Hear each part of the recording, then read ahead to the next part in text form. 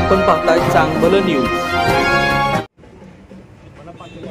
आजच्या या विशेष चर्चासत्रामध्ये कराड नगरपालिकेच्या पंचवार्षिक निवडणुकीच्या पार्श्वभूमीवरती नगराध्यक्षपदाची निवडणूक लढवणाऱ्या सर्व उमेदवारांचं आपण प्रातिनिधिक स्वरूपात टाळ्यांच्या गजरात मनपूर्वक स्वागत करूया।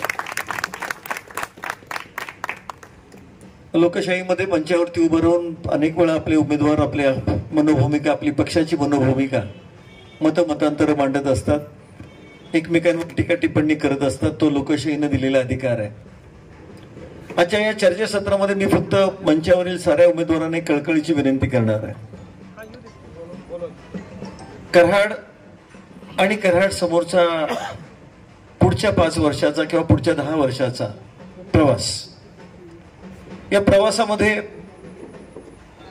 कराड शहरासमोरची आव्हानं काय आहेत, वाढत्या नागरीकरणाच्या निमित्तानं होणाऱ्या समस्या काय आहेत आणि त्या समस्यांपैकी आपण प्राधान्यानं कोणत्या समस्या सोडवणार आहोत याविषयी भाष्य व्हावं। एक चिठ्ठी उचलायची आहे तू, हा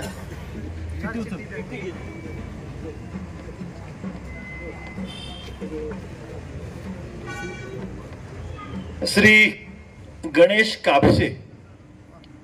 गणेश दादा सर, माईक घेण्यापूर्वी पहिल्यांदा स्वागत करत मी खोरो समितीच्या वतीनं आम्ही आपलं स्वागत करतो आहोत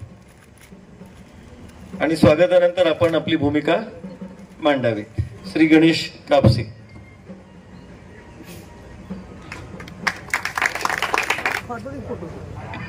पुण्यश्लोक छत्रपती श्री शिवाजी महाराज, धर्मवीर छत्रपती संभाजी महाराज, आपल्या कराडचे सरसेनापती हंबीररावजी मोहिते आणि आपल्या कराडचे भारताचे उपपंतप्रधान माननीय यशवंतरावजी चव्हाण या कराड शहरात 2 राष्ट्रपुरुषांनी जन्म घेतलाय। या 2 राष्ट्रपुरुषांनी कराड शहर पदपाशाने या शहराचा विकास पुढे गेलेला आहे। देशाला स्वातंत्र्य होऊन 77 वर्षाकडे वाटचाल करत आहे आपलं कराड शहर। माझं तर एवढं मत आहे की 5वी पर्यंत नगरपालिका शाळा आहे, तिथनं पुढे आपल्या रयत शिक्षण असो, अशी एक संस्था असो की 10वी पर्यंत शिक्षण मोफत मिळते, पण 11वी 12वी नंतर कॉलेज फ्री मध्ये नाहीच अजिबात। त्या प्रवासातच मी एक गेलेलो आहे की माझं 10वी पर्यंत शिक्षण मोफत झालेलं आहे, पण परिस्थिती असल्यामुळे मी 11वी 12वी शिकता आलं नाही मला। माझे वडील टी स्टॉल चहाचं टी स्टॉल सांभाळायचे आणि घरात 2 टाइमचं खायला अन्न नव्हतं। हीच विचारधारा घेऊन मी पुढे माझ्या आयुष्यात मी प्रगती केली। मी स्वतःचं अस्तित्व निर्माण केलं। समाजात काम करत असताना मला समाजातल्या गोष्टी कळाल्या की आता समाजात हे करण्याची गरज आहे का, की खरं तर युवा पिढी देशाचा पण पाय आहे आणि आपल्या आई वडिलांचा पण पाय आहे। युवा पिढीला योग्य दिशा जर मिळाली तर आपल्या कराड शहर, आपल्या देशाचं योग्य परिवर्तन होणार आहे। युवा पिढीला जर लहानपणापासून शिक्षण मिळालं तर आपल्या कराडचा विकास होऊ शकतो, राज्याचा विकास होऊ शकतो, देशाचा विकास होऊ शकतो। आज युवा पिढी व्यसनाकडे भरकटलेली आहे। आज मागच्याच वर्षी मॅरेथॉन निघाले फ्री ड्रग्स म्हणून, म्हणजे फ्री ड्रग्स म्हणून मॅरेथॉन निघते हे एक दुर्दैव आहे। या दृष्टिकोन ही कशाकडे चाललेलं आहे की पहिल्या काळात आम्ही लहान असताना आम्ही एखादी चूक केली तर आम्हाला मोठी माणसं खवळायची, मारायचे, त्यात आम्ही भेट होतो, पण ती आता परिस्थिती अशी राहिलेली नाही।